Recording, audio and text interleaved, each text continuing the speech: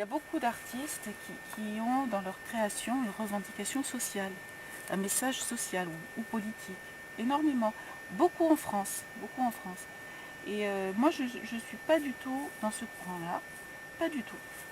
Je ne le juge pas de façon négative ce courant, mais ça ne m'intéresse pas ce courant, ça ne m'intéresse pas du tout. Bon, donc ça c'est la première chose. Après je me dis, peut-être que je suis de cette autre catégorie parce que je n'ai pas besoin de mon art pour vivre. Alors ça c'est une grande chance, moi il se trouve que j'ai pas besoin de mon art pour vivre. Donc j'en ai besoin pour survivre, je dirais. Donc ça c'est quand même une grande chance. C'est fabuleux de pouvoir dire, voilà, là je vais faire ce projet, ça fait rien si ce projet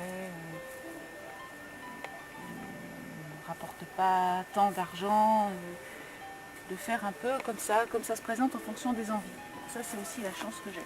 Donc du coup, ce qui m'intéresse, c'est ce que font les artistes, de voir et de savoir si c'est bien. Voilà ce qui m'intéresse. Bon. Je suis assez dure, moi je suis assez dure avec mes congénères. C'est un petit vénard l'artiste. Il a une chance énorme. Pourquoi ? Parce que tout ce qui est de l'ordre de la souffrance, tout ce qui est de l'ordre de l'incompréhension, de tout ce qui est de l'ordre de l'irrationnel, ben lui, l'artiste, il a cette chance de pouvoir faire quelque chose avec ça.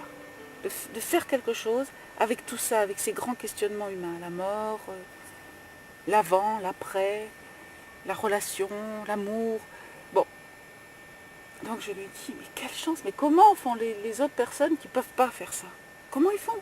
Qu'est-ce qu'ils font de ce manque, de cette chose-là, de cette absence de réponse? Comment ils font? Donc je me dis que finalement, d'une certaine façon, cette chance qu'on a, on la paye. Alors ça c'est mon côté peut-être judéo-chrétien. On la paye.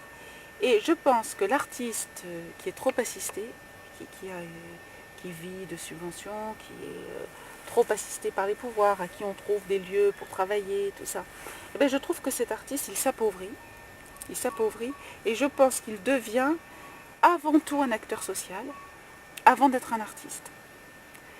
Et alors tu vas me dire, tous les artistes de tous les temps, ils ont toujours vécu avec des mécènes, ils ont toujours fonctionné avec le politique, bien sûr, mais aujourd'hui on voudrait être artiste et tout avoir, c'est-à-dire avoir sa petite rémunération, son petit salaire, sa petite considération, sa petite exposition, son petit lieu de travail.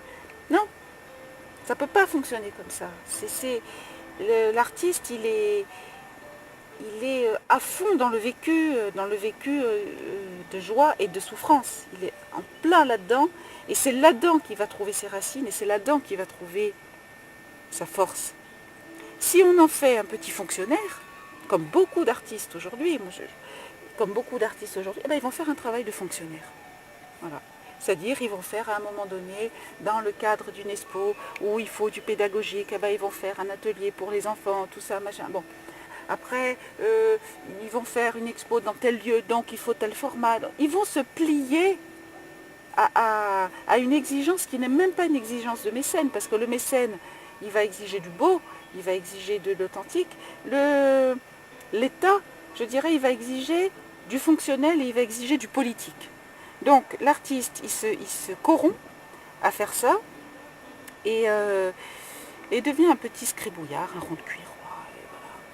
Bon, ça c'est ma vision extérieure d'infâme bourgeoise, complètement en dehors du circuit, complètement ignorante de la difficulté de tous ces jeunes artistes pleins de talent qui cherchent à vivre de leur art.